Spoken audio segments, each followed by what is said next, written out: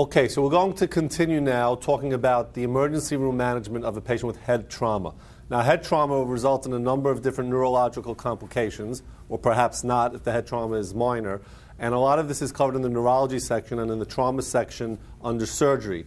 Here we're interested in the initial management of the patient who has sustained head trauma at the emergency room setting, where we'll talk about how to recognize by the history of the injury, by the clinical presentation, by the physical findings, the various kinds of head trauma, the consequences of the head trauma, and the approach to the initial diagnosis and management of these patients.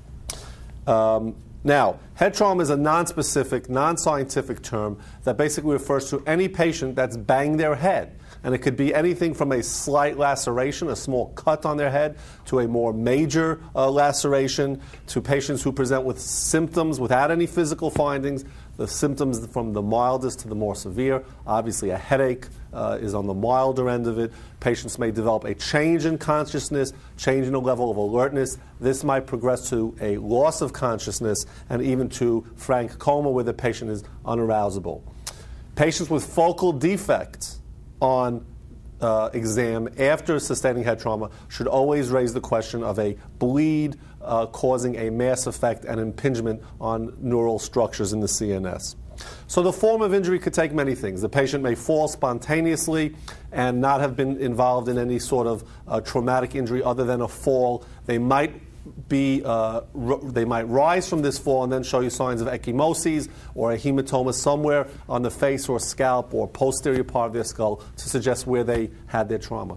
It is very misleading to try and gauge how severe the injury is based upon purely the severity of what you see on your initial exam. And again, the history is going to be important. We'll talk about what to look for on the physical examination to guide us in our management of these patients. It can take the form, head trauma can take the form of a concussion, which might be a temporary loss of consciousness where the patient regains consciousness, may have some confusion, some agitation, but there are no focal findings, and the scanning that we'll talk about in a moment does not show any collection of blood. And in general, when I say scanning, if you're given a choice of diagnostic tests in a patient with sustained head trauma, especially with the loss of consciousness, the best choice will almost always be head CAT scan. CAT scan of the head is better than an MRI here. And furthermore, it's a CAT scan without contrast. You don't need contrast in these patients. What you are looking for the most part, is a collection of blood.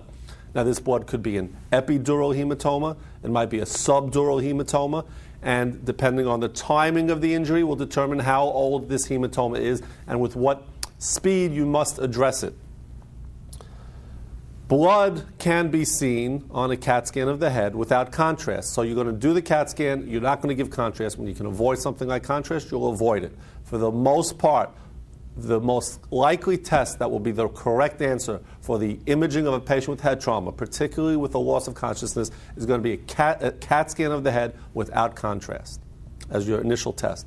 We're looking for blood, number one, in the various locations that we discussed, and we'll go over it in some more detail, number one. And number two, we'll see evidence of a skull fracture, whereas a skull x-ray will tell you about skull fractures and the various locations of the skull fractures, but it does nothing really to tell you about the source of any blood that the patient may have sustained as part of the head trauma. So you can elicit evidence of a skull fracture very clearly, again, with a CAT scan of the head without contrast. Now, let's talk about the clinical presentation. What are the symptoms the patient may have? Well, the mildest might be mild headache, and that is rarely going to be a sign of a severe underlying injury in the absence of any other findings. Patient may have a transient loss of consciousness and then regain consciousness. That might be something very mild, as in a concussion, which just demands observation by a mature observer.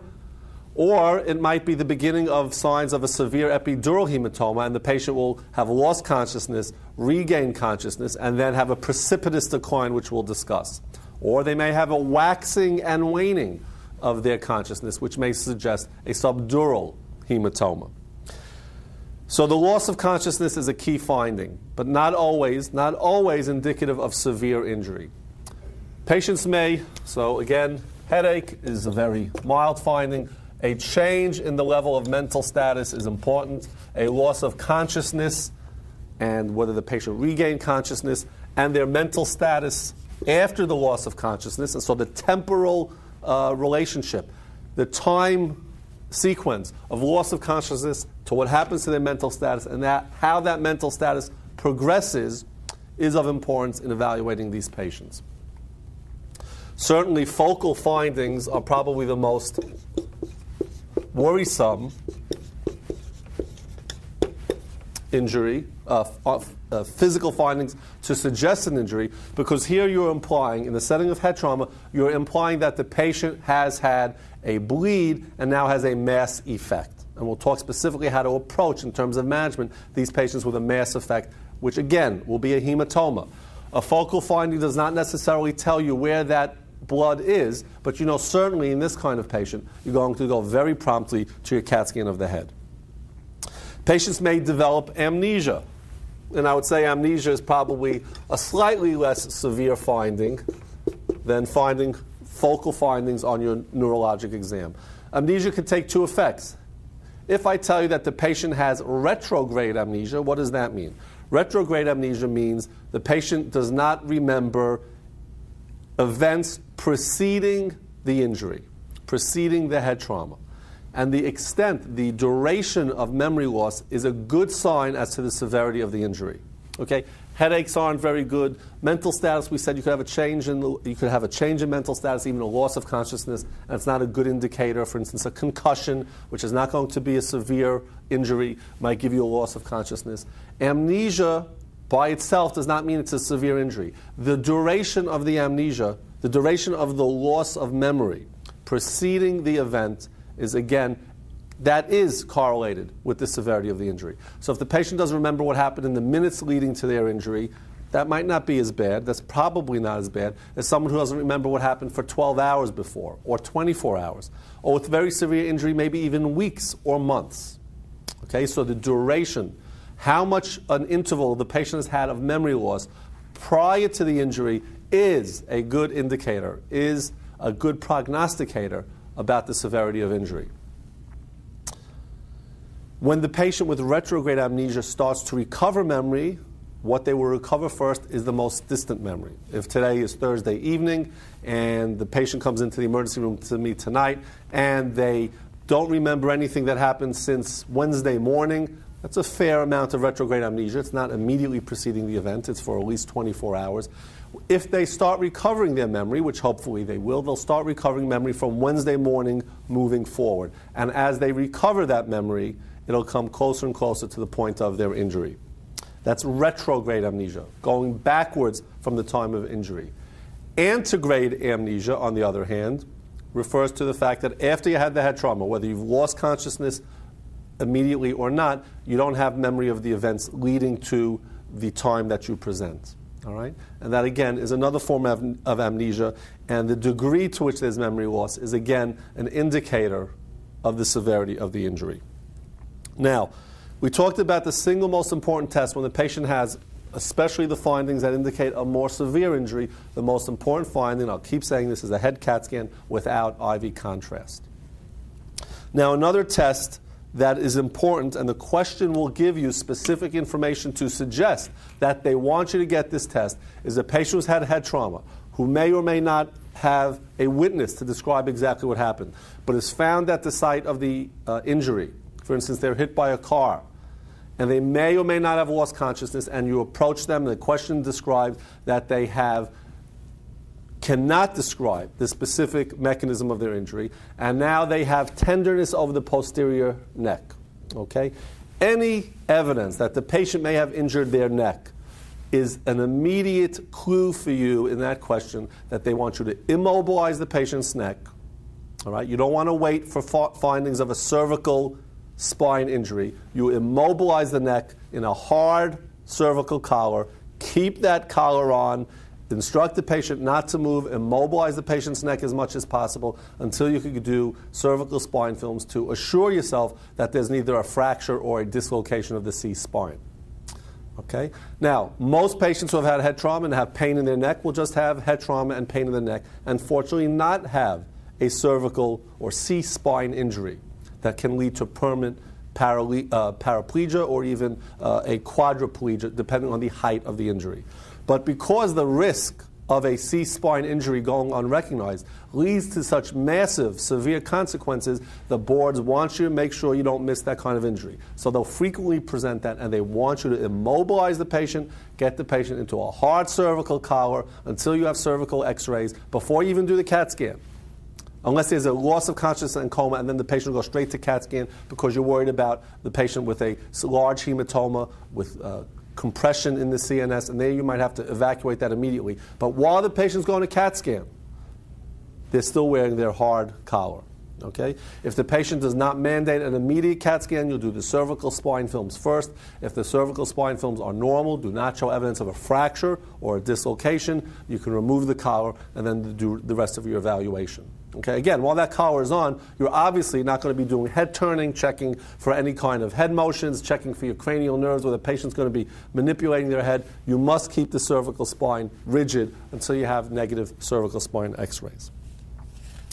Okay, and the clue there will be that there's head trauma, and if you don't know the nature of the head trauma, the patient's unconscious, assume that there has been a cervical spine injury and immobilize the neck.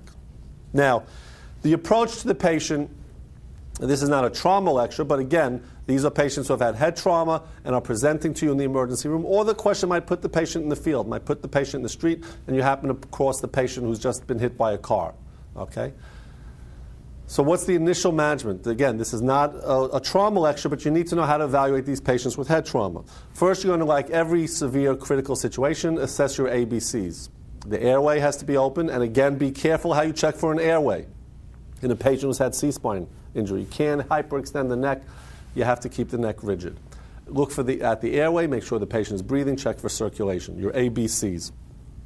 Should the patient need intubation, you're not likely at step 2 level be asked exactly how to physically pass a tracheal tube, an endotracheal tube, but the boards do want you to know that in these patients who have had evidence of facial trauma, a nasal intubation is contraindicated. All right? So they're not going to get into techniques, fancy techniques about routes of intubation, etc. This is not the anesthesiology boards, but they do want you to recognize that a nasal intubation is contraindicated in a patient who has had head trauma and has evidence of facial injury. Because there you're worried about that there might be an underlying fracture. You don't know it until you have the films, and you cannot do a nasal intubation. We've talked about immobilizing the neck and keeping the neck immobilized until we are certain that there is no C-spine fracture or dislocation. From the history, and sometimes the patient will be able to give it to us, but more likely the question will describe an observer, a witness of the injury, describe what's happened to the patient. And it's very important to note the periods of loss of consciousness with periods where the patient is lucid, and then clear, and then alternating decreased mental status with periods of being very lucid. And if there is this pattern, I would suspect the patient might have an expanding hematoma. All right? And that, again, indication, straight for a CAT scan, no contrast. If on physical exam there's any evidence of a penetrating wound, let's say there's something sticking out of the patient's head, they do not want you to remove that thing, whether it's a knife, whether it's something they fell into and is now piercing the skull. Assume that if the patient is still alive, especially if the patient's awake and has something sticking out of their head, that thing is tamponading something.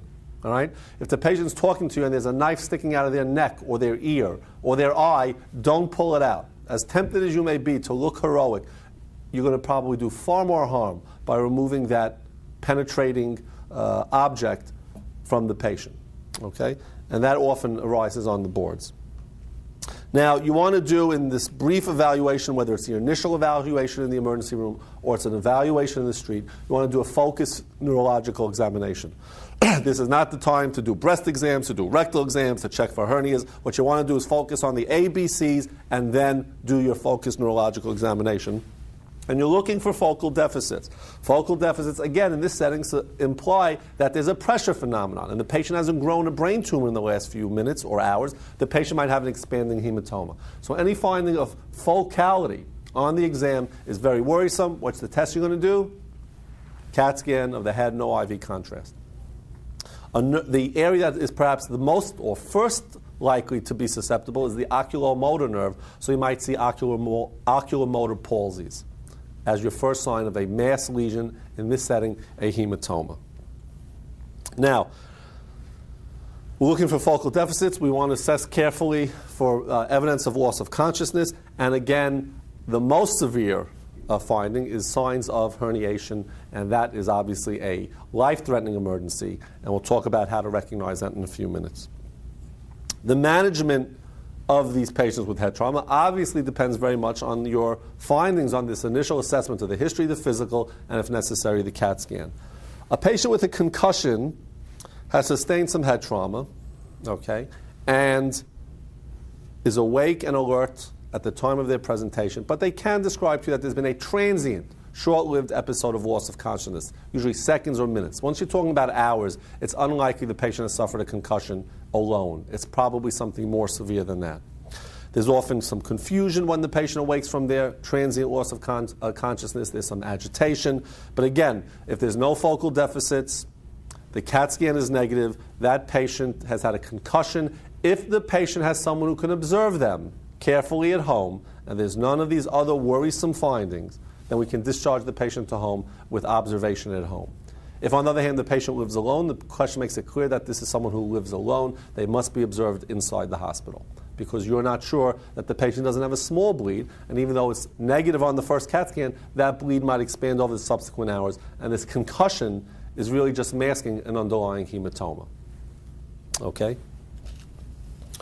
The other finding on a patient with a concussion that would make me want to keep the patient in the hospital is if that patient who I've just described the concussion in has a negative CAT scan for blood, but there's evidence even for a hairline skull fracture, I want to keep that patient in the hospital, because that patient has an increased risk for infection and bleeding. Okay, so skull fracture after concussion or in association with the concussion, you want to have those patients kept in the hospital for observation. And again, if the question makes it clear they live alone, there's no one responsible to watch them, or it's an elderly woman and she fell at home but her husband is demented, obviously he's not a reliable observer, that patient stays in the hospital. Okay. Now let's talk about the specific kinds of hematomas and how they vary. And it is dependent upon, again, what you find on the head CAT scan without IV contrast and where they are located. Epidural hematomas are often associated with skull fractures that cross the meningeal artery. And the meningeal artery is compromised, and there's a bleed in association with the skull fracture in that region. These patients might have an initial period where they look wide, awake, alert, very lucid, and then they have this sudden decline in their mental status after significant head trauma, usually often in association with trauma that's caused a skull fracture. I'm worried about an epidural hematoma. What I'm really worried about an epidural hematoma is that the patient may develop uncal herniation. And what's the pattern of findings that we will see in a patient with an uncal herniation, which again, if not rapidly treated and reversed, will lead to almost certain death? Well, first of all, the patient will have a change, and this is a pressure phenomenon from the expanding hematoma. Patient will have a loss of consciousness, or at least a severe decline in their mental status. This can progress very rapidly to coma. Okay, we're not going to discuss the various neurological definitions and assessment for coma. Okay, that's discussed in far more detail in neurology. But the patients will have this progression in their mental status. On the ipsilateral side of the injury, on the injury where they sustained their trauma, they may have ipsilateral pupillary dilatation, accompanied by contralateral focality that results in a hemiparesis. All right, so if I have an injury, sustained a severe injury, and there's evidence even on exam of a step-off in the bone structure, a fracture. The patient's had a loss of consciousness and now is unarousable, is in coma. And on this side, I see a dilated eye. On the left side, I have evidence of a hemiparesis or hemiplegia that is very strongly suggestive of an epidural hematoma. And in the scale of severity, it doesn't get much more severe or life-threatening than an epidural hematoma. This is going to mandate immediate scan, obviously, and prompt immediate neurosurgical evaluation. They don't expect you on step 2 to wheel the patient in the OR, crack the skull, and evacuate the hematoma. They do want you to make the call for the neurosurgeon to see the patient, and that neurosurgeon will, with confirmation on scan, promptly evacuate that hematoma, and it will be life-saving. The problem here, again, is of herniation. Once you ultimately herniate, you depress the respiratory centers, there's no spontaneous breathing, and there's no recovery. You want to relieve the pressure before there is uncal herniation. Another form, this is epidural, above the dura. If the CAT scan indicates a subdural hematoma, one question is this acute or chronic? Now, the question will make it very clear if it's acute. The patient sustained head trauma, there's a loss of consciousness. The evidence on the CAT scan is for an subdural hematoma. If this is acute, again, neurosurgical evaluation, emergent evacuation of that acute subdural hematoma. On the other hand, a very different kind of presentation is a patient that is described as coming in perhaps confused, maybe some focality on exam, maybe a change in their mental status where they're more lethargic than their baseline. And as part of their evaluation, you do a CT scan because there's a change in mental status. There's a suspicion maybe they fell in the recent or even remote past. And you do a CAT scan of the head, again, no IV contrast, and you find evidence of a subdural hematoma without the question describing to you that there's been immediately preceding head injury. In this case, if it's a hematoma and it's subdural under the dural space, we call it a chronic subdural hematoma. And this management is very different in terms of the timing and the emergent nature of the hematoma compared to an acute subdural hematoma. The chronic subdural hematomas may have been there for weeks or months, and it's usually not possible to tell from the CAT scan alone the age, the duration of the hematoma. Certainly if the patient banged their head and that's why they're being brought into the emergency room, that would suggest acute subdural hematoma, and the consequences which we discussed, the prompt CAT scan, the prompt neurosurgical evaluation, and evacuation of the hematoma. On the other hand, if the patient is brought in and for whatever reason a CAT scan is done, usually because of some change in mental status which might be quite chronic, maybe a slowly progressive dementia, you might find the CAT scan tells you that there are chronic, meaning you don't know that it was acutely happened, but there are multiple subdural hematomas. Do all those patients require immediate or even a leisurely evacuation of the hematoma? And the answer is no. It depends on the consequences of that subdural hematoma. This patient often on the boards will tell you, without getting into the details, they'll just bury into the long history, past medical history, and the list of medications that the patient's on Coumadin. Less likely aspirin, more likely Coumadin, and the patient perhaps has an unsteady gait. Okay, for whatever reason. Maybe they're mildly demented, maybe they've had a prior CVA, maybe the circumstances at home are such that they're more prone to falls. This patient, once they fall, assume every patient in whom the question has the word Coumadin and the patient has a fall, assume that patient has a hematoma until proven otherwise, whether it's epidural or subdural. Now, this patient was on chronic anticoagulation who comes in perhaps with a gradual change in their mental status, a gradual change in their level of cognition, progressive dementia. It's very possible that the question is going to lead you to a CAT scan that shows a chronic subdural hematoma. If it is just a matter of progressive slow change in mental status, that is not necessarily a patient who will require ever evacuation.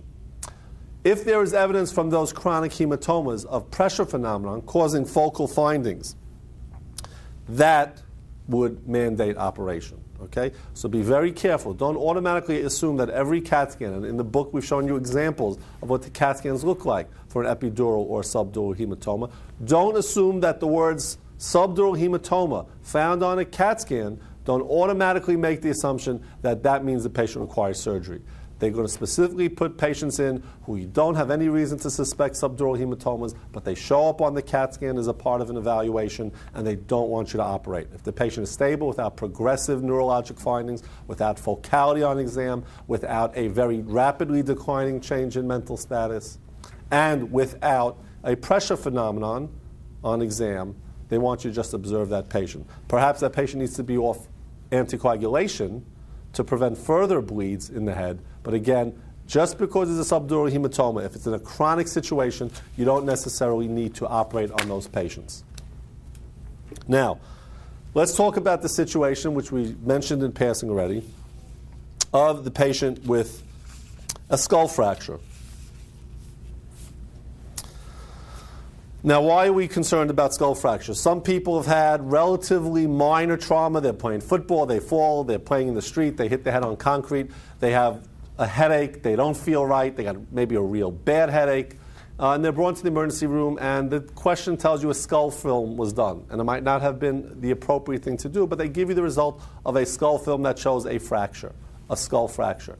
Why are we concerned about this? Well, first of all, anyone who's fractured their skull has obviously sustained a trauma of a degree of severity that may also have put them at risk of a hematoma. And particularly, we mentioned skull traumas that cross the meningeal arteries will lead to an epidural hematoma, and we've talked about how catastrophic an acute epidural hematoma will be.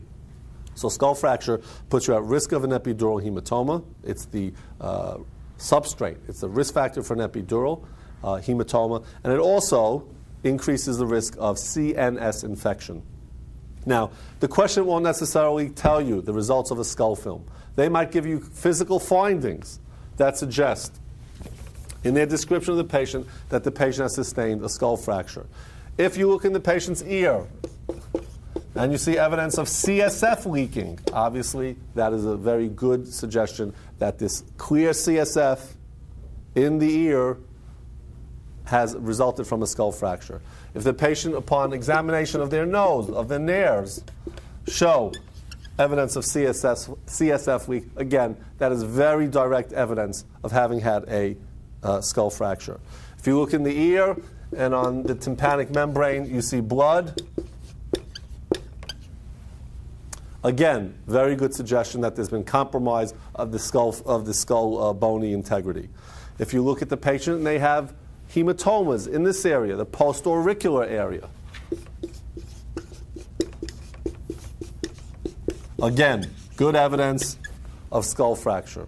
And lastly, evidence of fractures around the orbits. Again, strong suggestion of skull fracture. Periorbital hematomas. All right?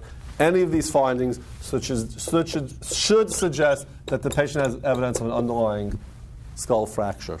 Okay? Any patient who's a skull fracture suspected should go for CAT scan, because that will answer the question of whether there's been a fracture. And again, patients with skull fractures at risk for epidural hematomas. A mere skull x-ray will tell you about skull fractures, but give you no information about a possible coexisting acute epidural hematoma. Now, let's move on to discussion of the more specific discussion of what we do in a patient in whom we do find evidence of a severe intracerebral hemorrhage where there is a mass effect. Now, we said if there's focality on this exam and we're worried about uncal herniation, we talked about the signs of an uncal herniation. Okay, remember, loss of consciousness progressing often to coma in a very rapid sequence, ipsilateral pupillary dilation, contralateral to the side of the injury, contralateral hemiparesis, uncal herniation. That's very good evidence. Why is the uncal herniation happening in this setting? Okay, it wasn't because the uncus was pushed through during trauma. It's because there's a bleed that's expanding and putting pressure and causing the uncal herniation. We're calling the neurosurgical doc to come in and schedule the patient for an evacuation. In the meantime, what do we need to do for this patient? Well, the key in any patient whom we're worried about an impending herniation is to lower intracranial pressure. That's the key here. Lower intracranial pressure. How do we do this? Well, these patients, again, usually in the setting of severe head trauma, there's probably loss of consciousness or severe obtundation. These patients should be intubated, if for no other reason, to lower the intracerebral pressure, and we do that by hyperventilating the patient to a PCO2 of roughly 30 to 35. Not far more severe. We don't want the patient to develop a severe respiratory alkalosis with this. But a PCO2 should be aimed at 30 to 35. So the patient's on a respirator. You either increase the tidal volume of each breath, or you increase the number of breaths per minute, aiming for a blood gas with where your arterial CO2 is in the 30 to 35 range. Millimeters of mercury. Okay? That's step number one. You want to keep the patient on a dry side, and we do this by giving the patient an osmotic diuretic, namely mannitol. Okay? Because we don't want these patients to get fluid overloaded, again, increasing intracerebral pressure in that case. Here we give mannitol. It's an osmotic, non-absorbable diuretic, and that will cause fluid loss, will lower the intracerebral pressure, reduce the risk of herniation. In terms of what else we want to do in terms of acute management, you want the blood pressure in the right range. And the right range in this setting is a systolic blood pressure of roughly 110 to 160. And ideally, you want to have the mean arterial pressure about 60 points higher than your intracerebral pressure. Okay? And there's a transducer that the neurosurgeon is going to put in to directly monitor the intracerebral pressure. If you don't have that and you're not able to directly measure the difference between the ICP and the mean arterial pressure, and again, you're aiming for a difference of about 60, which would be ideal, what you do is you aim for a systolic pressure of 110 to 160 in most instances. Why is this? If the pressure is far higher than this, or even not much higher, but higher than this, you're increasing intracerebral pressure, causing more mass effect, and possibly predisposing to more bleeding. So you don't want to get too high. On the other hand, you'll say, well, let me just lower it as much as possible. Decrease the perfusion. I won't have any further bleeding. I won't have any more mass. I won't have any more pressure. I won't have herniation. The problem is, if you lower this blood pressure, the systolic blood pressure too much, you're not going to have adequate cerebral perfusion. And whereas the patient won't bleed, neither will they perfuse their brain, and they're going to get hypoxic ischemic damage to the brain. So this is the range that you're going to shoot for, okay? In a patient who has intracerebral hemorrhage, who you're worried about lowering intracerebral pressure. Okay. Some simple things that you're going to do is you're going to elevate the head of the bed to about 30 degrees. This will allow some, again, just some venous drainage. Certainly don't want to put this patient into Trendelenburg, increasing flow towards the intracranial circulation. Steroids will almost always be a choice in the management of a patient in whom you want to lower the intracerebral pressure. It is always the wrong answer. And I can almost guarantee you that wherever you have a number of choices about what to do to lower the intracerebral pressure, steroids will be a choice. It's the wrong choice. Okay? Okay, and this is the general management. This can all be done in the ER. Again, we're talking about the emergency evaluation and management of patients with head trauma. They're not going to ask you what to do in the OR in terms of neurosurgical management. You need to know, you get the neurosurgeon on the phone, this is what you're going to do as a patient's being prepared to go for evacuation of their hematoma. Okay. Let's move on to a discussion which is related but different, and that is a subarachnoid hemorrhage. And it fits into this topic because we're talking about head trauma. But subarachnoid hemorrhage is not, or is rarely, a consequence of head trauma. We're talking about it now because we've just been talking about intracerebral hemorrhages, of which subarachnoid hemorrhage is one type. But again, a totally different clinical setting than the patient with the epidural or acute subdural hematoma. Those are patients with acute head trauma, or even remote head trauma resulting in a chronic subdural hematoma. Now we're talking about something that might sound similar, namely a bleed in the brain, but a subarachnoid hemorrhage is of a total different nature and does not at all imply head trauma. So don't look for head trauma. If it sounds like a subarachnoid hemorrhage, don't exclude the diagnosis because there's been no head trauma. In fact, most subarachnoid hemorrhages have nothing to do with head trauma. Okay? Now, a subarachnoid hemorrhage will happen typically in a patient who is bleeding from an intracerebral aneurysm. They could be fusiform aneurysms, they could be saccular aneurysms. This isn't step one. You don't need to know the kind of aneurysm.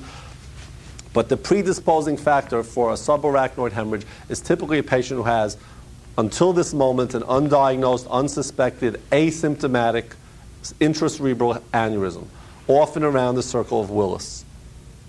And these patients typically in the setting of uncontrolled hypertension, not necessarily, but often in the setting of hypertension, will bleed from that aneurysm and now have developed a subarachnoid hemorrhage. Okay? Again, the different setting, but a similar pathology in terms of increased intracerebral pressure resulting from the subarachnoid hemorrhage. A couple of tip-offs in the question that a patient who has had a change in mental status might have had a subarachnoid hemorrhage is any evidence that the patient may have had either themselves or in another first-degree relative polycystic kidney disease. Okay? Think of it as cysts forming in the kidney. These patients also get cysts in the liver, cysts in the spleen. And about 10% of these patients, this polycystic kidney disease is not a rare disease, about 10% of that patient population think of it as having cysts in their blood vessels in the brain. All right, that's not the true histology of the lesion, but just like cysts in the liver, cysts in the kidney, think of cysts developing in the circle of Willis. These arteries will rupture and bleed. So any patient who has polycystic kidney disease, who develops a headache, my first thought is the question making me think of a subarachnoid hemorrhage here? Right? Now, patients with polycystic kidneys can have a headache like anyone else. But if that is the focus of the question, especially if that patient is hypertensive, and as you know, many patients with polycystic kidney are hypertensive. Why is that? Because the cysts press on the renal arteries. You see low flow to the kidneys. It becomes a high renin, high aldosterone state, and the patients become hypertensive. So there's a good reason, there's a good association between polycystic kidneys. They're fairly young people, younger than, let's say, the old, elderly, uncontrolled hypertensive. Polycystic kidneys, uncontrolled hypertension, a sudden change in mental status is a subarachnoid hemorrhage on the boards until proven otherwise. Okay? What is the symptoms? Well, often it's a very sudden onset, very acute, abrupt onset of a severe headache. And the classic expression of, quote, I had the worst headache of my life, should always make you think that this patient on the boards or in real life is having a subarachnoid hemorrhage. Now, everybody who has headaches will tell you one of their headaches had to be the worst. So everybody's going to have the worst headache of their life at some time. That doesn't mean everybody who walks into the office on the exam who has a bad headache, the worst one that they've ever had, has a subarachnoid hemorrhage. But certainly, if the question makes it clear that this is a very sudden onset of headache, it's very sudden, it's very severe, and especially in someone who does not suffer from chronic recurrent headaches of any type, you should at least think about whether this could be a subarachnoid hemorrhage. Because again, subarachnoid hemorrhage fortunately falls into one of those categories that is fairly rare, fortunately, but the boards like to ask about it because it's a diagnosis you cannot afford to miss. Right? You can save the patient's life within the next number of hours by doing the right thing, or if you miss the diagnosis, you'll take this 35 or 40-year-old and make them a permanent vegetable if they bleed, or perhaps they'll be dead within 24 hours, or at some point in the near future if they rebleed if you don't make the diagnosis, again, of subarachnoid hemorrhage. So, again, a subarachnoid hemorrhage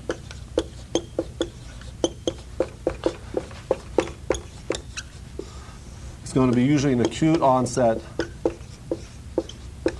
The question is not going to make you think of it. They tell you they're having headaches for weeks on end, and it's just persistent bad headache.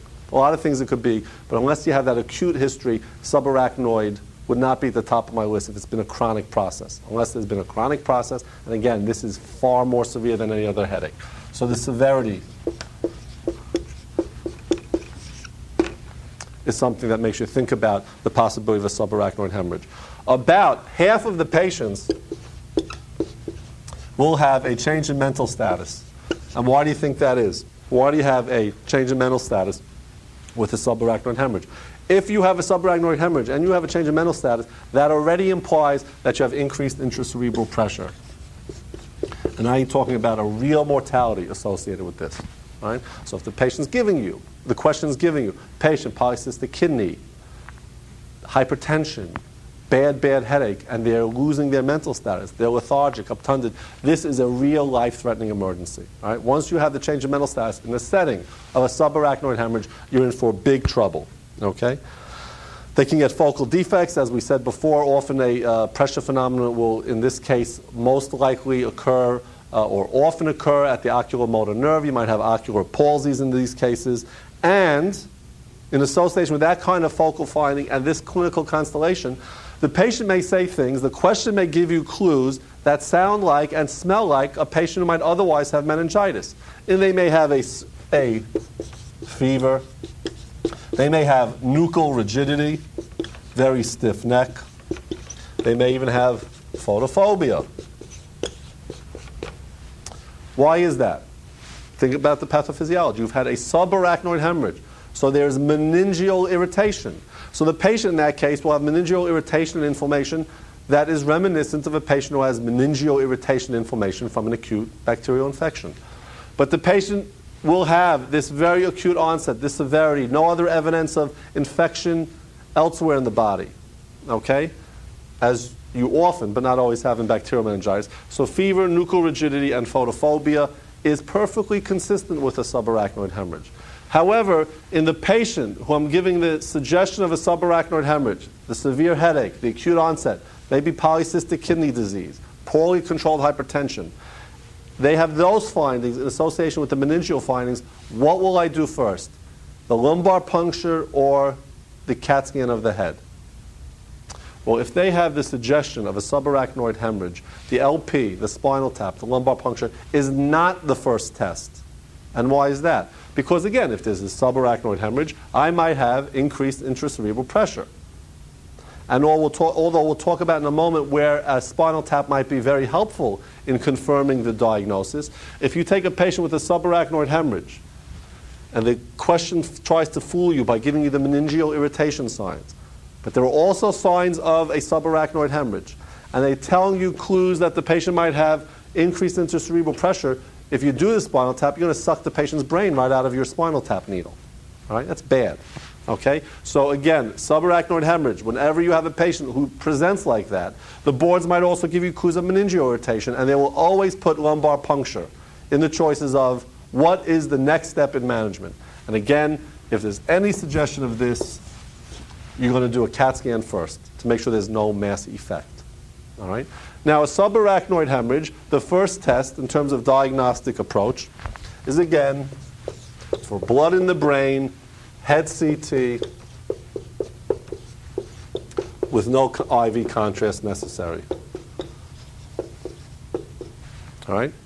Why expose the patient to risk of IV contrast? If you're looking for blood, which is going to have sufficient density that you could see it on the CAT scan without contrast. Now, let's say I do the appropriate first test. I do a CAT scan of the head, and there's no bleed. CAT scan is good. It's about 90 to 95% sensitive, but it's not 100% sensitive.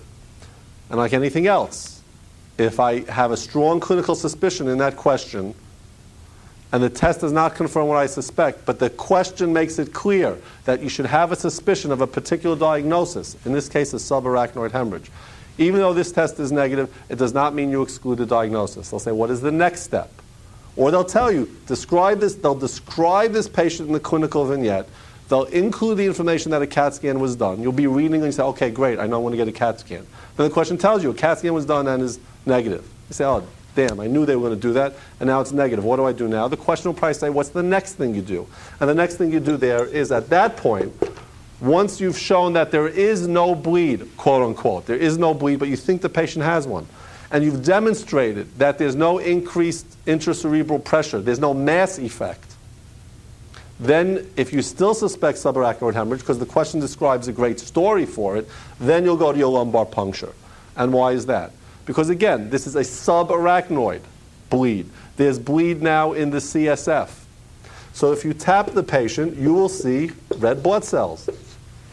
And here it's usually clearly bloody. You're not looking for 1 or 2 red blood cells in the hemocytometer under the microscope. This is frankly bloody fluid most of the time, but not always. You can have enough red blood cells that the fluid doesn't look 100% clear, and it might just start to turn a little cloudy, and it's not because of white cells or infection. So you'll always go to the hemocytometer and do a cell count. And if you have hundreds of red blood cells, it might not be enough that it looks frankly bloody, but hundreds of red blood cells should strongly suggest, in the appropriate clinical setting, subarachnoid hemorrhage, even if the CAT scan is negative. Okay? Now, what's the possibility, what other possibility will give us red blood cells in the spinal tap? And probably, as interns are doing spinal taps during their internship, bloody taps are fairly common. And why is that? Because we're poking around, we're hitting a couple of small vessels as we get into the spinal fluid.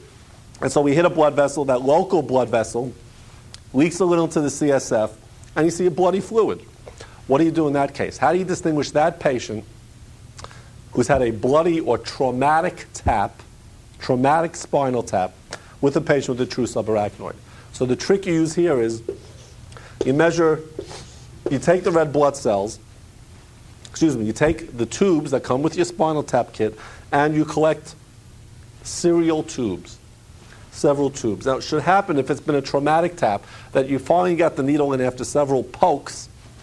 You'll see more blood in the first vial.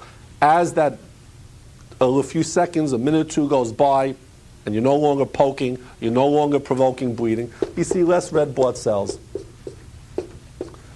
with your following tubes. Whereas a subarachnoid hemorrhage, there's been a bleed, typically up in here, and there's been a significant amount of blood pouring into the CSF. And in that case, if there's a true subarachnoid hemorrhage, you'll see a consistent amount of blood, a consistent amount of red blood cells, and you do a specific red blood cell count. And if the number of cells is constant between tubes 1 and, say, tubes 4, that suggests a subarachnoid hemorrhage. If, on the other hand, there's less blood with each successive tube, that should suggest to you a traumatic tap. All right? And again, we're talking about a situation where you already had the head CAT scan, and now you have a bloody tap. That doesn't mean you need to rush the patient for neurosurgery. That means you're going to observe the patient.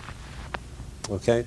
Now, let's say we do make a diagnosis of subarachnoid hemorrhage. Either the CAT scan, which is usually positive in the setting of a subarachnoid, and it is positive, what do we do next? Or, let's say this is negative and we do a spinal tap and we find evidence of blood in the CSF consistent with a subarachnoid hemorrhage. The next step would be to do an angiography to guide the neurosurgeon of where that aneurysm that bled, where that is.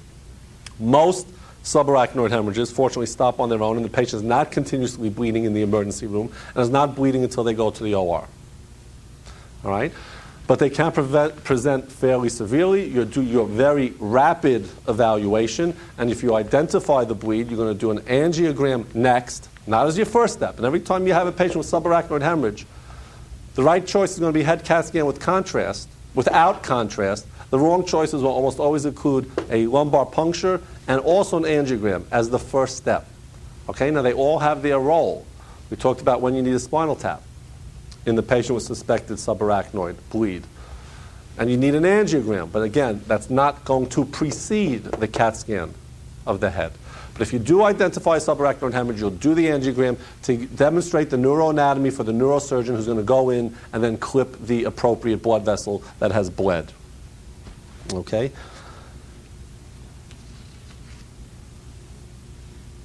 Now, once we've identified the bleed, we've done our angiogram, we've defined the anatomy, what do we do again in the emergency room while the patient is being scheduled for surgery? Now, if the patient is stable, is clinically 100%, you don't necessarily need 100% lucid, no focality, it's a small bleed, you don't necessarily rush the patient straight to the OR.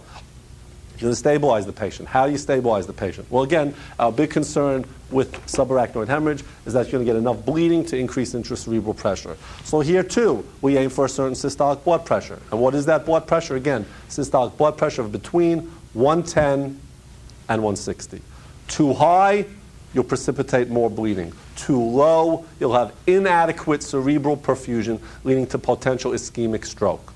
All right? So you're going to aim for the blood pressure control in a very narrow, not that narrow, but a narrow range, 110 to 160.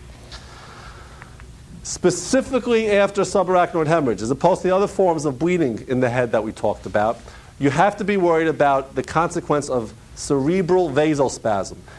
As a response to this localized bleed, again, typically from an aneurysm rupture, the blood vessels go into spasm. And again, if you have blood vessels in spasm, you're going to get decreased perfusion. So there's a specific agent, a calcium channel blocking agent in the nifedipine family called nimodipine, which is used, again, being careful not to drop the blood pressure too much, is used to prevent cerebral vasospasm.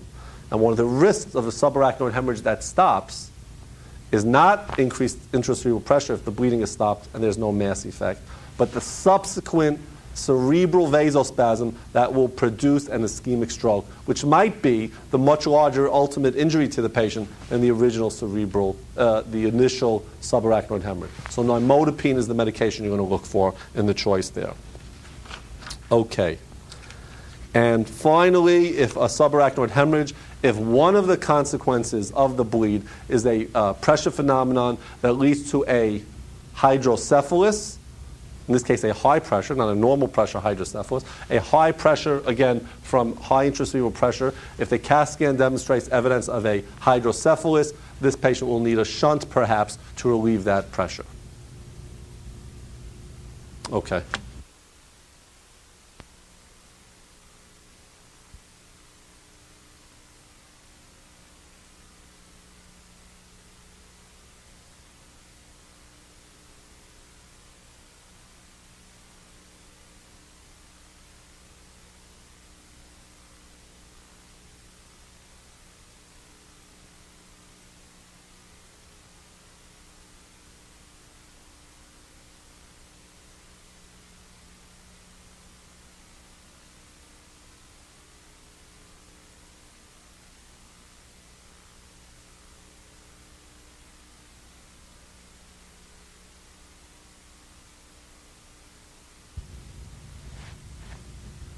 Okay, we're going to continue from our discussion of burns straight into heat disorders, overheating.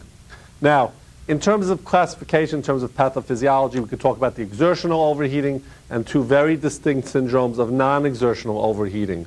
We're talking about exertional overheating, we mean just that. Someone's overexerting themselves, they're typically out in the hot sun, typically not drinking enough, and they develop consequences of, quote, overheating. Now, there are various clinical syndromes, and the recognition of these syndromes is important because it will dictate how aggressively you're going to treat that patient. Okay? And they go from the mild heat cramps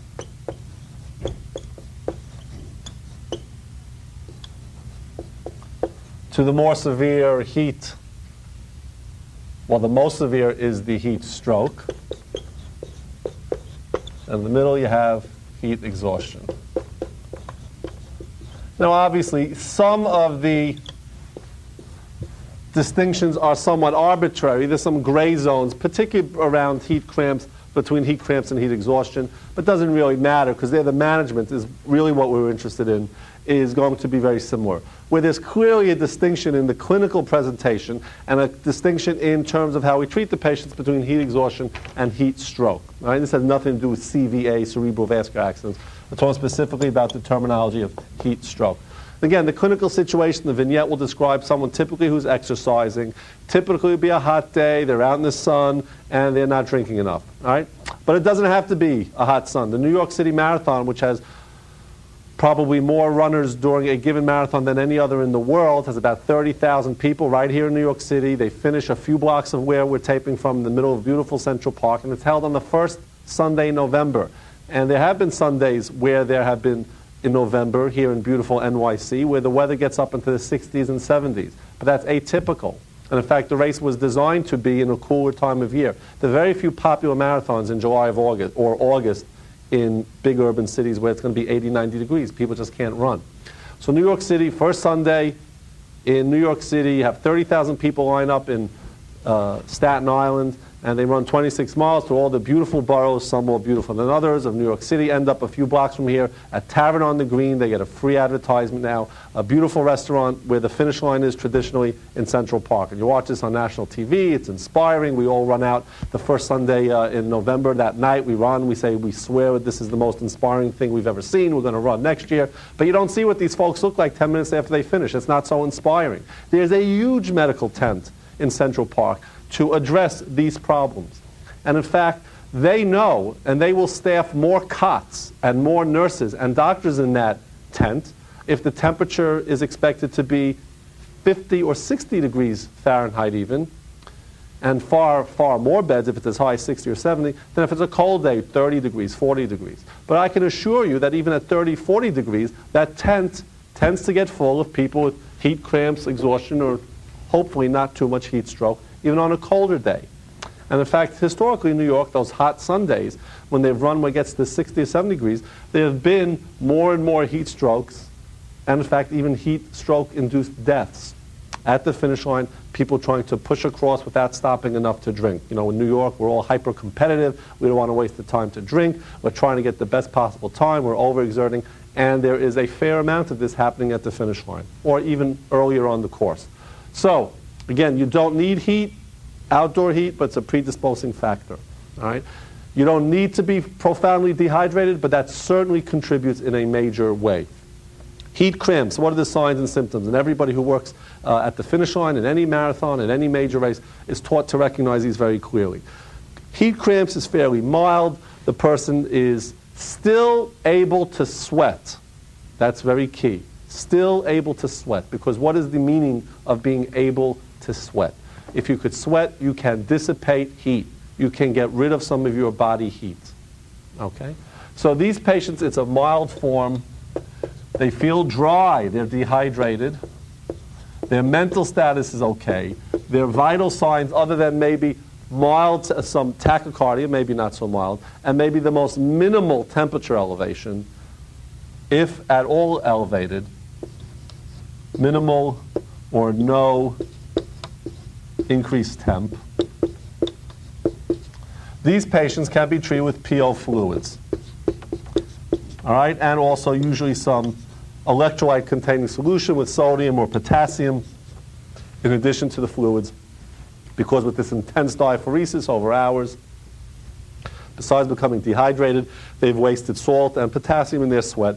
And any of the sports drinks, some more than others, Gatorade, Powerade, some more free advertising, contain sodium and potassium to replete these that have been lost during the development of the heat cramps. The mildest form. Any of you folks who have ever exercised have had heat cramps. And you feel that sensation of cramping, typically in muscles that have been overexerted. The muscles might even be a little tender. It is temporary. It doesn't last more than a few minutes or perhaps hours. Gets better once you're hydrated. Okay? The key is you can still sweat. Again, this is a spectrum, and this can pass into the patient who has signs that suggest more of what we call heat exhaustion. These patients, too, can still sweat. So they can dissipate heat. They have more moderate symptoms. The cramping is more severe. They're more severely dehydrated. They often have a minor temperature elevation, say 100, maybe even 101. Above that, I'm worried that the patient's even more severe. Okay, these patients have normal temperatures or the most minimal elevation. These patients, the key again is they can still sweat. So they are still able to dissipate heat, so their temperature elevations are not very high. These patients, though, are pretty profoundly dehydrated. And so these patients might even come in with some mild, subtle changes in mental status. A little confused. I mean, they know who they are, they know where they are, but they're just not thinking quite as clearly, they're not quite so sharp, but they're not delirious. Okay? This is heat exhaustion. Most of these patients still have the energy level, the wherewithal to take PO fluids, and so these patients are treated the same in terms of giving PO fluids, sodium, potassium to replete their electrolytes. All right? Some of these patients are so dehydrated and so weak that they don't have the energy to sit there and guzzle down a few liters of fluid. Those patients in that tent at the finish line will get IV. All right? So we'll give them PO fluids and occasionally IV fluid. All right? And obviously this is not going to be warm fluid. Right? We don't refrigerate the fluid, but again, we're not looking to heat them up further with any warm fluids. And we rarely give warm fluids to anyone, except perhaps a patient with hypothermia, which we'll talk about in a little while.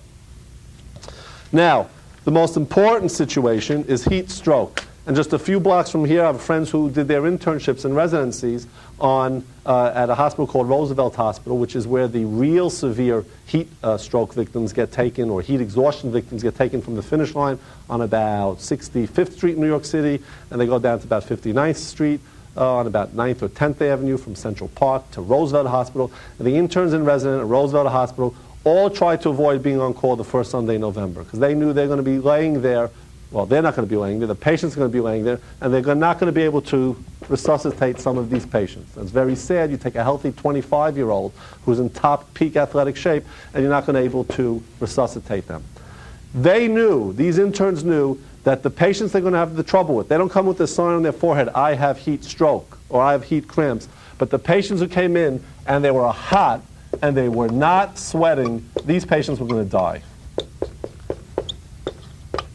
Not always, hopefully not, but these were the patients who risked dying. These patients are coming in the sickest. This is life-threatening. They can't get rid of heat. So when they come in with their high temperatures, 104, 105, 107, these sky-high temperatures, and they're not sweating, that's a very, very ominous sign. Because of their severe sweating, their severe heat and high temps,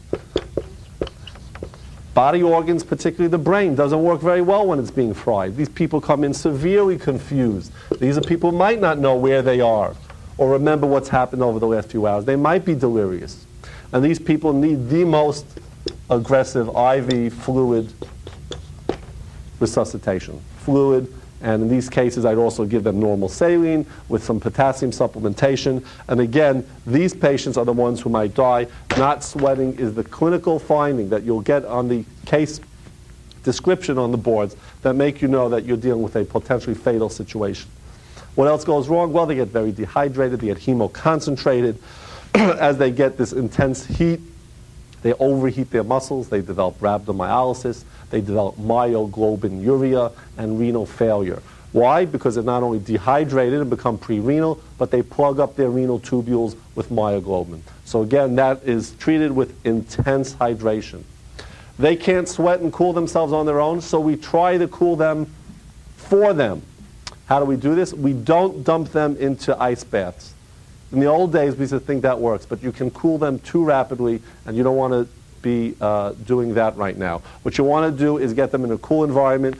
In the medical tents, for instance, at the finish line at marathons, they have huge fans in the medical tents, and that's where the patients with the heat stroke go. The ones who have the heat stroke are the closest to the fan. They get sprayed with cool water, and then we fan them to try and dissipate the heat. We try and simulate sweating. We cool them down, we try and then blow this water off that we've cooled them down with and have them cool down that way. Often, as they dissipate this heat, if we're fortunate enough to get this temperature of 107 down, they start shivering, which is not dangerous, but again, very uncomfortable. We could treat that symptom with some mild Valium. Again, we don't want to drop the blood pressure too much. Again, these patients are typically hypotensive from their severe dehydration. We might give them a little Valium, we might give them a little chlorpromazine to treat the symptom of shivering. But that is the least of their problems. Their major problem is they can't sweat, the organs are overheating, the CNS doesn't work, the kidneys don't work. All right? So this is the patient that I'm the most concerned about. This is the patient that you're going to be asked most likely about on the boards. It's intense IV fluids and aggressive physical measures to cool the patient down aggressively. All right? And these are cases of exertional heat disorders. Totally unrelated clinical scenario that doesn't look at all like this when you get the question on the boards. And the only thing that it shares in common is high temperatures are the patients with non-exertional hyperthermia. And there's two distinct syndromes. Okay. So we've discussed this entity of the various forms of exertional heat disorders, heat cramps, heat exhaustion, heat stroke. A very different clinical scenario you'll get as a question on the boards, as a vignette, which is a heat disorder but has nothing to do with these kind of clinical presentations of the heat disorders we just described, is a non-exertional form of heat development, heat exposure, and they are the non-exertional forms. One of them is malignant hyperthermia, and these two syndromes I'm going to discuss now are fairly similar in their presentation.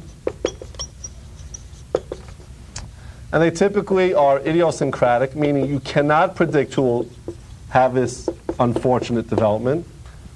All right? And the patients may have gotten the inciting agents previously without problems, and now have developed it again. And they're typical anesthetic agents.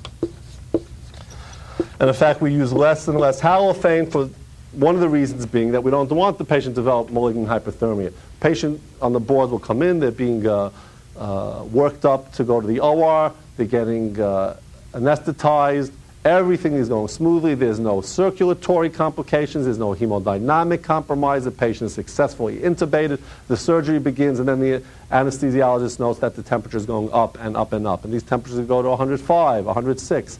This is malignant hyperthermia. Malignant shouldn't confuse you into thinking that this is malignant as in cancerous. This is malignant in terms of it being life-threatening if not promptly treated. The treatment, and the patients do usually respond to dantrolene. Okay? Certainly, if a patient's had malignant hyperthermia to one of these agents, in their future operations, we're not going to use these agents. But the flip side is not true. Patients may, again, have had these agents without difficulty, and because it's classified as an idiosyncratic reaction, on a subsequent usage of one of these drugs, they may develop malignant hyperthermia. Now, for this and for neuroleptic malignant syndrome, a similar entity, the pathophysiology and the genetics and the molecular biology of this have been worked out very well in just the last few years, but I would not be concerned about that for step 2. For step 2, you need to recognize the clinical presentation, and you need to know which agents are most likely responsible. For instance, this question, they may give you this scenario and list 6 drugs the patient has gotten for induction and paralysis and for anxiolytic and for hypnotics during the procedure, and they'll want you to recognize which is the responsible agent. It'll be either this or this. A similar entity is the neuroleptic malignant syndrome. Again, idiosyncratic. We can't predict who will have it. Typically occurs in patients who are given drugs, and again, this is now an idiosyncratic reaction, but not in the OR in an anesthetized patient. The phenothiazines, which are used as common anti-psychotic agents, and the butyrophonones, like haloperidol. Don't confuse haloperidol here with halothane. Totally different agents, totally different indications, but both can produce this non-exertional heat disorder. In this case, we call it neuroleptic malignant syndrome. And again, the clinical presentation is the abrupt onset of very high temperatures to the point of causing severe organ dysfunction. That's not that different from the organ dysfunction we saw in patients with heat stroke. The etiology here is obviously very different. Here, the treatment again is dantrolene. Obviously, stop the drug. Dantrolene or bromocriptine is also sometimes used in these situations. Again, malignant hyperthermia, neuroleptic malignant syndrome, what they share is an idiosyncratic reaction to one of these agents which we discussed. Obviously, you stop the agent, dantrolene, or in this case, bromocriptine work. And again, obviously, you would not re-challenge the patient with these medications in the future.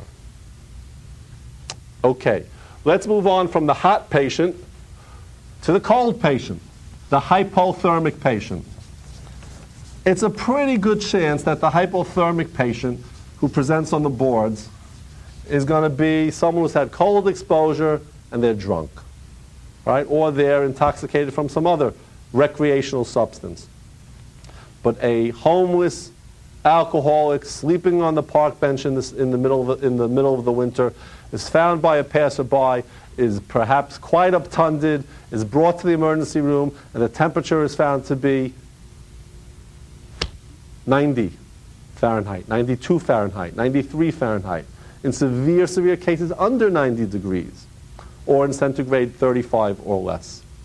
These are the hypothermic patients. We're not talking about someone who's a little cold, a little chilly. We're talking about severe organ damage and shutdown if the patient is not appropriately aggressively treated.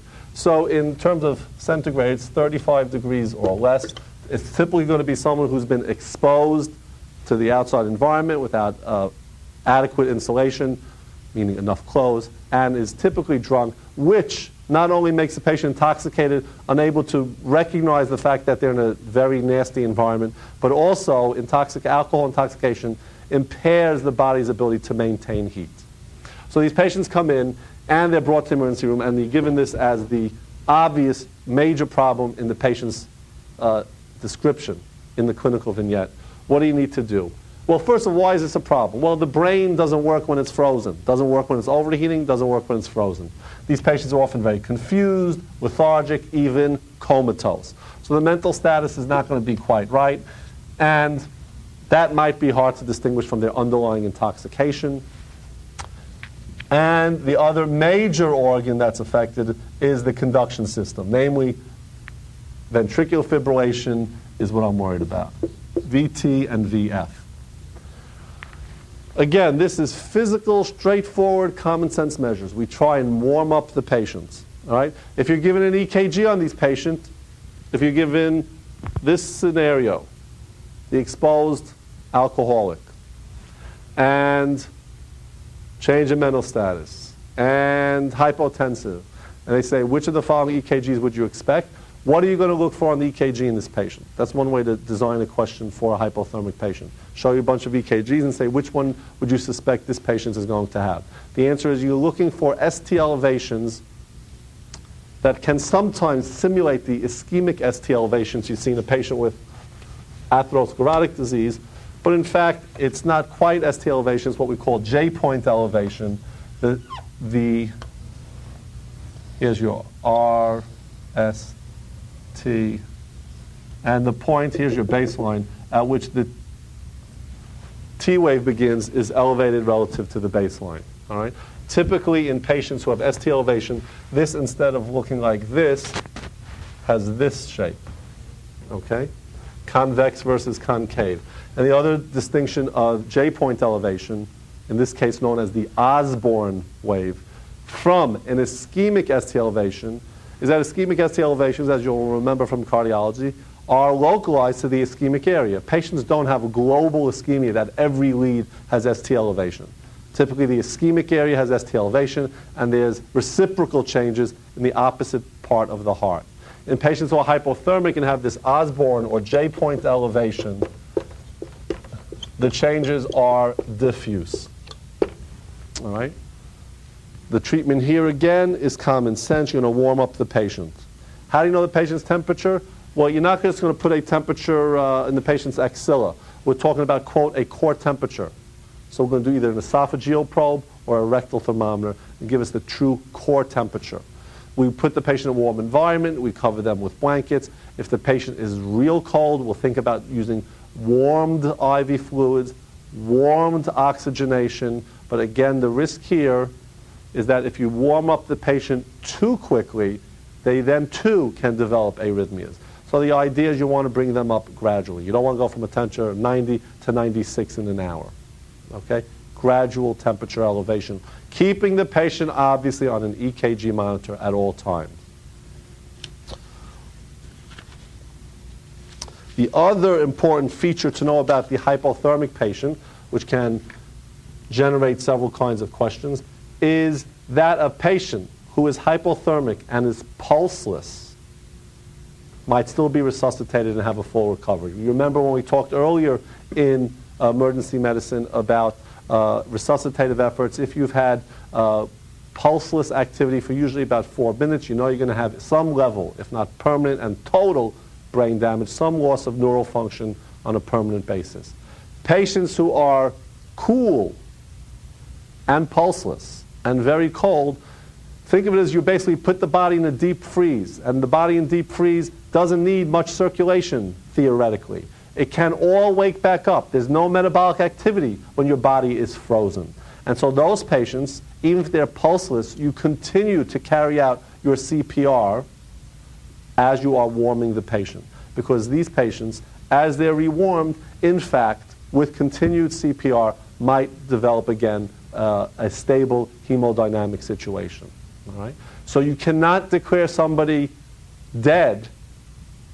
All right? Even if the EEG simulates brain death, you can't declare them dead while they're still at 90 degrees or 30 degrees. You need to show that even with rewarming, there has been no recovery of a stable hemodynamic status. Okay, so that's hypothermia. Yes, you all know that hypothermia can happen in other situations, the hypothyroid patient, the Addisonian patient, but those patients don't get down to temperatures of 90 degrees. And those patients have so many other features to suggest either hypothyroidism or adrenal insufficiency. You're not going to confuse the clinical situations. These profoundly hypothermic patients who run the risk of a hypothermic arrhythmic death are typically the patients who are left out in the cold in the winter, typically intoxicated. Okay.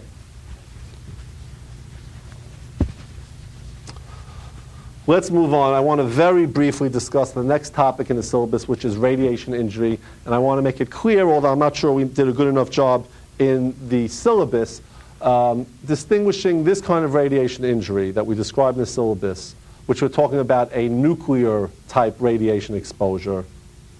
That's what we're talking about when we're discussing the various organs in the syllabus, from radiation injury from radiation therapy for various cancers. This discussion here does not apply to the patient who develops radiation pneumonitis or radiation enteritis or radiation proctitis in response to local radiation to the lung, the gut, or the rectum. We're talking here about a nuclear situation where the patient is exposed to these large amounts of radiation. And I would not suspect that you're going to get more than perhaps one question on the entire step 2, because fortunately we don't get exposed to these situations very often, and hopefully that situation is not going to change over the foreseeable future. There have been nuclear accidents. Obviously, we're not talking just about World War II, but there have been in Chernobyl, there has been at 3 Mile Island, people who are exposed. And so this does happen in our environment, so you at least should be familiar with. But again, I would not sit down and read physics textbooks about the threats of radiation to human organs. But in general, you should recognize that the unit that is discussed are grays, all right? And you see the abbreviation in the syllabus. A gray is 100 rad exposure of radiation. It's destructive to DNA changes. The destruction to the DNA changes may or may not be apparent right away. As you know, many people after major nuclear accidents, whether it's Chernobyl, whether it was in Japan, develop DNA changes that don't make themselves manifest until years later when they develop a bone marrow cancer, namely a leukemia. What are the organs that are involved? Well, almost everybody lives if you have less than 2 gray exposure. Almost everybody dies if you have more than 10 gray exposure.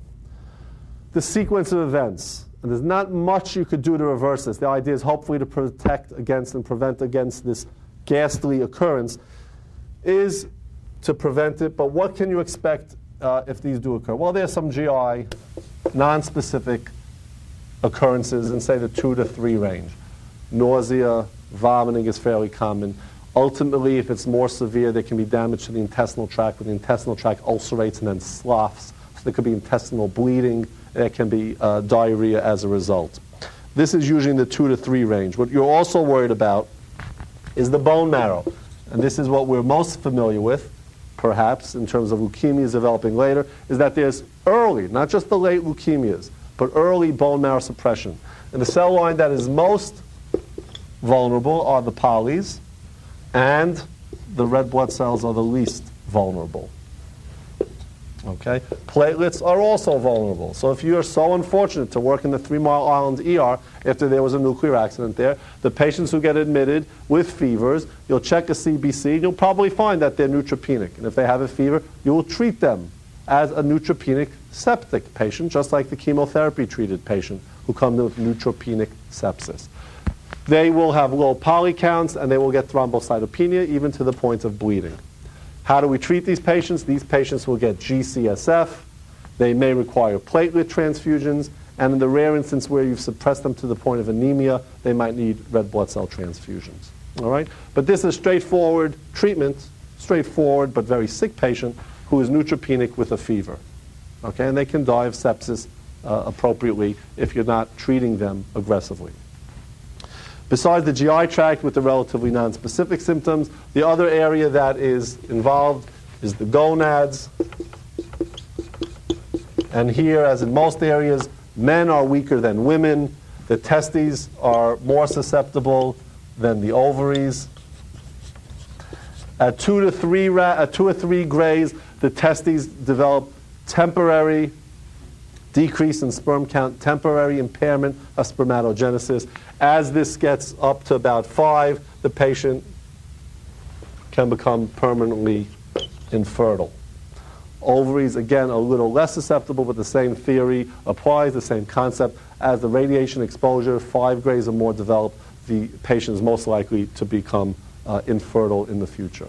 These are the major areas: the nonspecific GI, the bone marrow, which have immediate consequences in terms of managing the patient in the short term. In the long term on bone marrow suppression, I'm worried about DNA changes that might predispose to leukemia down the road. And in the short term, I'm worried about impairment of spermatogenesis and oogenesis. Again, the man is the weaker species. Okay? That's about all I want to say about radiation injury. And again, it's distinct from what you're going to read about radiation injury after radiation therapy. Okay, let's talk about our next topic, and that is drowning. And the more specific physiologic term in terms of the patient we're going to treat is near drowning. If you drown, you die, and we're not going to treat you. If you have a near drowning. Often again, this is in the situation in the setting of alcohol or drug intoxication. People are not as alert, they're not as facile in the water as they would otherwise be, but people can be very adept swimmers, very alert, very not intoxicated, and be so unfortunate that as they're swimming, something hits them on the head. They inadvertently swim into something. Someone inadvertently swims into them, and there's head trauma, and there's a temporary loss of consciousness predisposing to a near drowning or drowning.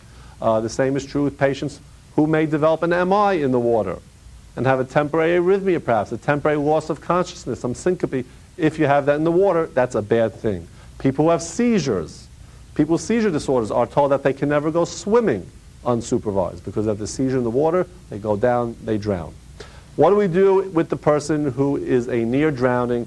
They're found in the water, they're brought back to shore, and fortunately they are still alive. What is the pathophysiology? What is the clinical presentation? What is the management of the patient with near drowning? And this always appears on the boards because unfortunately this does happen. It does present in ERs near big bodies of water or even ERs in suburban areas where people drown in their pool. All right? And the textbooks, including our syllabus, make somewhat of a distinction between a freshwater near drowning episode and a saltwater or seawater drowning. In reality, the clinical presentation is the same, although there are subtle differences which we'll discuss, and the clinical management is for the most part very similar. But because we've traditionally separated these into freshwater and seawater, we'll talk about them separately here too. A freshwater, a lake, a stream, a pool, the water that's entering your body, that's going to enter your lungs, is hypotonic. And so here the patients become hemodiluted. They can, because of the hemodilution, they can hemolyze. Now this is interesting but hardly life-threatening. What we're really worried about is that this dilute water gets into the lungs, it damages the lungs' surfactant, influences in a negative way the surfactant's ability to maintain the pressure that keeps the alveoli open. The surfactant is damaged. It leads to alveolar collapse. Alveolar collapse, obviously, you're going to get a patient who becomes very hypoxic and very hypercapnic. All right? The patient, on the other hand, who has a drowning, near drowning in salt water, seawater,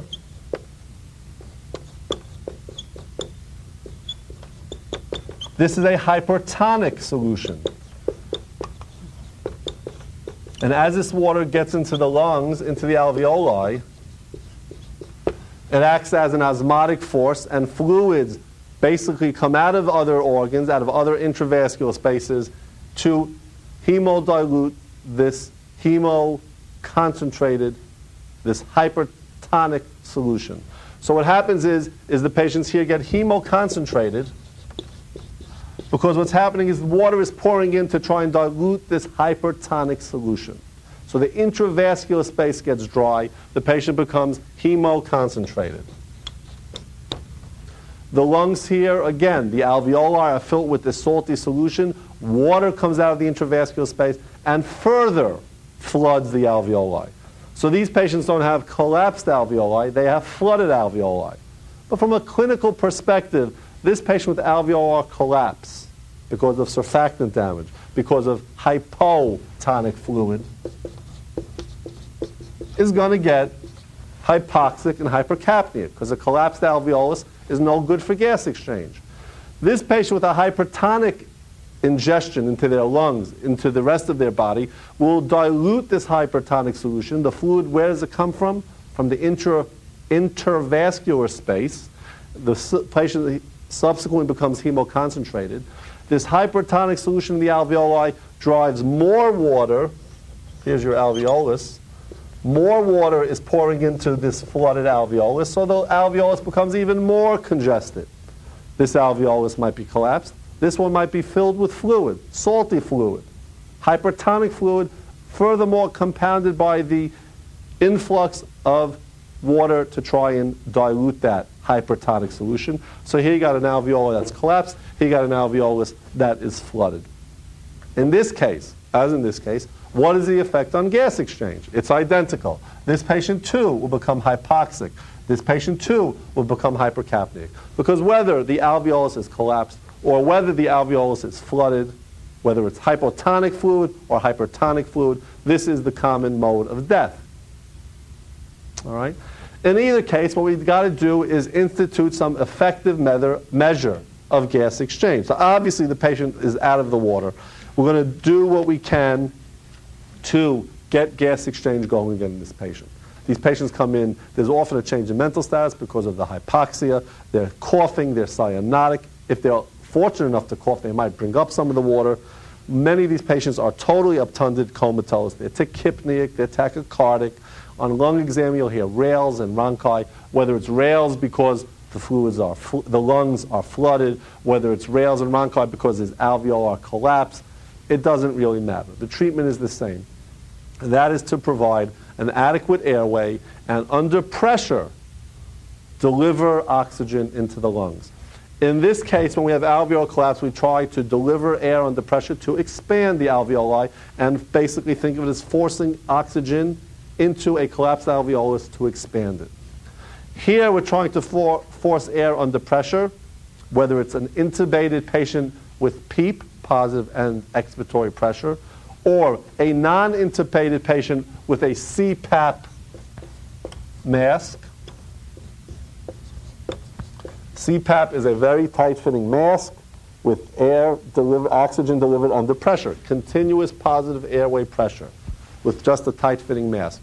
PEEP is a similar concept. It's delivering, at the end of expiration, positive pressure to deliver oxygen to either expand the lung, expand the alveolus in the freshwater drowning, or in the patient with a saltwater drowning by the means of delivering high pressure into this flooded alveolus. Think of it as trying to force the fluid out of the alveolus, back into the bloodstream, drying out, as it may be, the alveolus to allow gas exchange to resume. All right? So here we're dealing, in either situation, the common denominator of a hypoxic, hypercapnic patient. We deliver CPAP or PEEP to deliver air under positive pressure to either expand the alveolus or to force fluid out of a flooded alveolus, in both cases allowing oxygenation, adequate gas exchange, and resuscitation of the patient. Things that don't work, choices you will be given as to what is the next step in the management of these patients that are always wrong, is trying to do abdominal thrusts. Think of it as you're trying to force water out of the lungs. It doesn't work. Water is not going to be forced out of alveoli by you pushing under the subxiphoid space. All you'll do is perhaps force gastric contents out of the stomach into the lungs, more aspiration. Antibiotics have no place in the routine management of this patient. If the patient has evidence of a specific aspiration pneumonia, their antibiotics are useful. Without demonstration in the question that there's a specific infection, do not use antibiotics, do not use these abdominal thrusts I just described, and do not use steroids. All right? In any life-threatening situation, somebody along the way has thought about the use of steroids. Here, too, they are wrong. All right? So it will always be the wrong choice. Let's move on to our next emergency situation.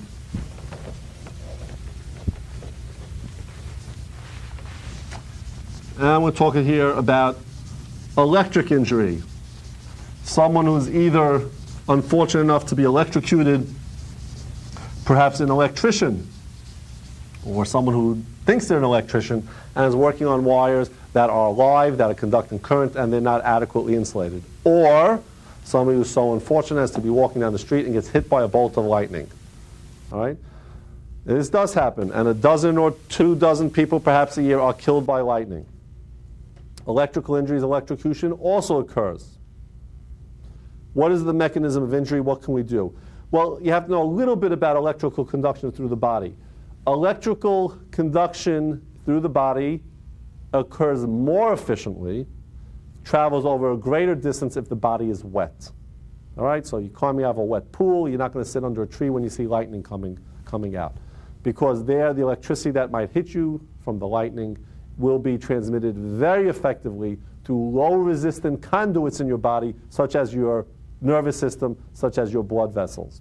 So if you are unfortunate enough to get hit by lightning or to be working on a live wire, you're better off if you're dry, because there the injury will be local. There you will get a local burn. And everything we talked about in terms of first degree or second degree or third degree burns in someone who has a fire exposure is applying to the patient who has an electrical injury. If they have dry exposure, an exposure to a dry area, the injury will be local. And then all the concepts we talked about, local wound management, etc., applies to the patient with an electrical burn. The person is so unfortunate as to have a diffuse transmission of electrical current. That person is more likely to have a more diffuse injury, and in particular to develop an arrhythmia that will lead to their death. All right? Here, the presentation depends upon who took the hit. If it's localized skin, it's going to be local burn care. If it's a diffuse hit that hit the conduction system, you're going to manage the patient for the arrhythmia, which is often ventricular fibrillation. Neurologically, there can be damage and the patient will have a loss of consciousness. Again, you're going to treat what's treatable. Renal failure can occur because these patients can develop hypovolemia. A localized tissue injury will develop some edema. They can get tremendous third spacing. A burn area, remember, has tremendous amount of insensible fluid losses. Patients can become hemoconcentrated. They can develop renal failure. That's not the major injury we're worried about in electrical exposure. What we're really worried about is ventricular fibrillation and its management. In the patient with electrical injury, it's the standard common sense injury. Check your ABCs, your airway, your breathing, your circulation. Make sure the patient is adequately hydrated. Again, they could lose tremendous amount of fluid from insensible losses. And again, pay very careful attention to the patient with a burn and provide the appropriate wound care. Okay. That's about what I think you need to know for an electrical injury. Let's move on to the discussion of anaphylaxis. Anaphylaxis for step 1, you needed to memorize all kinds of immune-mediated pathways, all kinds of hypersensitivity reactions. For the sake of step 2, you need to recognize the difference between a mild allergic reaction and an anaphylactic reaction. A mild allergic reaction we probably all have had at one point or another. The patient may develop mild rash, mild urticaria, and it can be in response to anything. Remember, antigen exposure can happen through our skin, so it could be a new perfume, it can be a cream, it can be through inhalation. You could inhale something. Those are seasonal allergies. And you're probably familiar with a little bit of wheezing because you develop bronchospasm. Why do you develop bronchospasm? Because there's localized mast cell release of histamine. Why do you develop itching after allergic exposure? Again, local mast cell release, histamine. So if you have a histamine response, whether it's itching or urticaria or bronchospasm, you will use an antihistamine like diphenhydramine. All right? And we're all familiar with these. These are over-the-counter. We've probably all taken them at some point. The brand name that we're familiar with is Benadryl. They tend to make you a little bit drowsy, and they're pretty effective for the mild allergic responses. In terms of emergency room, most people don't come into the emergency room with a little rash or a little urticaria. They're coming to the emergency room because they have a more severe allergic reaction. But again, the exposure can have been relatively mild. It might have been a single peanut. And peanuts have become very politically correct as a form of an allergen. And every mom now knows to make sure her kid is peanut sensitive or not. And there are airplanes that have stopped serving peanuts because they're worried that one person out of the 300 there will have a peanut allergy and develop a severe anaphylactic reaction. And there are now candies and foods that are made that will say no peanuts included, because even minute amounts of peanut or peanut derivatives in some very sensitive individuals can produce anaphylaxis and even death. And parents know that if their kids are sensitive to peanuts, the kid walks around with an EpiPen, a little self-injectable device that they can inject epinephrine, or a teacher or a camp counselor can inject epinephrine if they are exposed inadvertently to some food allergen. And peanuts is a common one. So you see the word peanut in a question, reach for the epinephrine, all right? Because I bet you that patient's going to develop an anaphylactic reaction. But again, it can be any food substance. So we can have anaphylaxis to any allergen, but there's a wide spectrum. From the mild, we're going to get some itching, some rash, some urticaria. This is all histamine mediated. To the more severe, where the patient can develop some bronchospasm. Again, treated with antihistamines. To the more severe bronchospasm that now reaches up into the larynx, and laryngospasm. And that becomes in the far more severe category. This patient, how will this patient present? They don't come in saying, gee, I think I have some laryngospasm. They don't say, I'm short of breath. They say, I can't breathe, and they have stridor. Stridor is a life-threatening situation because the airway is about to close. And what you need to do is very aggressively treat this patient with steroids.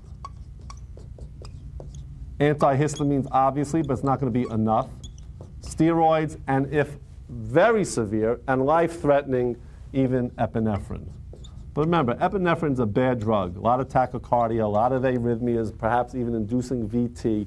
I'm not going to use epinephrine unless the patient's about to go out with laryngospasm.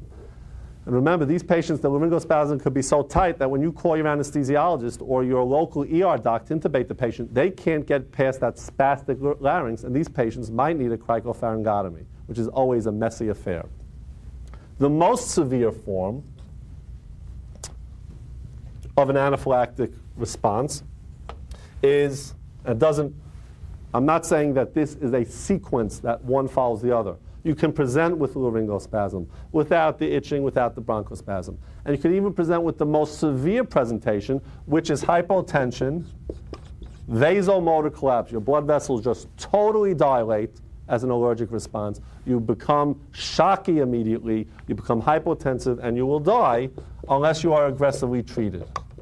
This patient who is becoming hypotensive, and they might come in awake enough to say, I started with some itching, I took something, I was bitten by a bee, and I know I'm allergic to bees, and I'm getting dizzy, and my heart's palpitating, I'm feeling weak, I feel like I'm about to pass out. You check a blood pressure and it's 70. You do not use an antihistamine in a patient who's developing signs of an anaphylactic reaction and vasodilatation and hypotension. They will always put in antihistamines as an answer to the question, what is the next step in the management of this patient? In this patient, antihistamines are the wrong thing to do first. Because why? Because antihistamines tend to drop your blood pressure, and that you can barely afford that. So in the patient who presents as a hypotensive presentation from anaphylaxis, you go straight for the epinephrine. Here, that next step is straight away epinephrine injection. Not steroids, because steroids take longer to work. As soon as I bang in the epinephrine intravenously, I'll be pushing in some steroids, a big dose of hydrocortisone intravenously. But that takes a little longer to work, and I need something to vasoconstrict me while I have this massive vasodilatation and hypotension. That's the approach to the patient with anaphylaxis. And then, of course, education to prevent recurrent episodes, management in terms of making sure the patient knows how to avoid exposure, making sure they know that they can have some immediate access to some epinephrine injection if they have had true hypotensive anaphylaxis in the past. The very last topic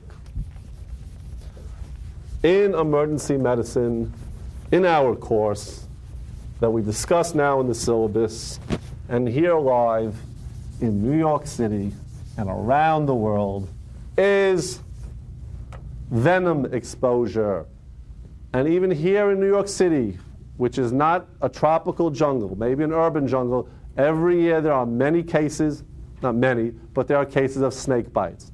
Not because we have snakes wandering down the streets, but people have snakes as pets. Snakes escape. Fortunately, the snakes most people keep as pets are not the venomous snakes.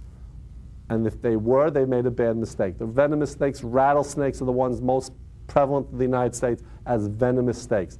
But here, even in New York City, anywhere in the country, you have to be aware of the approach to the patient with a snake bite. And you need to know a little bit about the pathophysiology. We're not veterinarians, but you should at least recognize that the problem with these venomous exposures is that the snake in their venom has endotoxins, they have neurotoxins, they have hemolytic toxins, and all of these can produce their various consequences. A neurotoxin can produce paralysis, a hemolytic toxin can obviously produce a severe hemolytic reaction.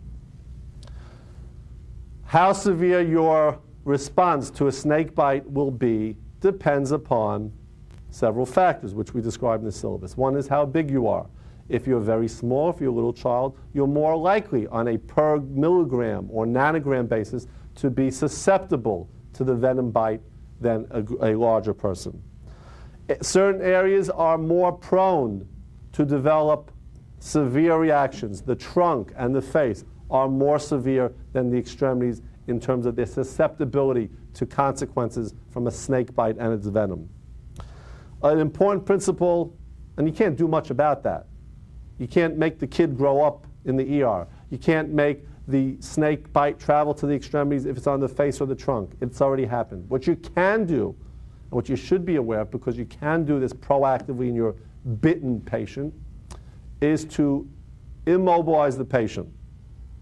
Not in terms of paralyzing the patient, but activity and movement will circulate that venom further. So you keep the patient still. You don't tell the patient, do me a favor, go walk over to the lab and bring this lab specimen. You keep the patient still in bed. And the depth of the bite is, again, an important feature of who will get sick from a snake bite. If it's a superficial bite, you're less likely to become symptomatic than a much deeper bite, obviously. There are very specific snake anti-venoms. Usually there's a single hospital in the region that holds on to this venom, anti-venom, to neutralize the toxins from that snake bite. What you could do otherwise is, again, immobilize the patient. You try and isolate the area of the venom bite. You put compression bandages. Let's say it's on a hand. You try and isolate that area so there's less circulation of the venomous bite. And, of course, you'll treat whatever complications in terms of hemolysis, etc. And remember, the most important thing that I will teach you in the management of these venom-bitten patients or any patients, yes, of course, we want to do the best thing for our patient. We love our patients. But let me tell you now, you never suck out the wound. My parting words to you are, never suck out the wound. Good night.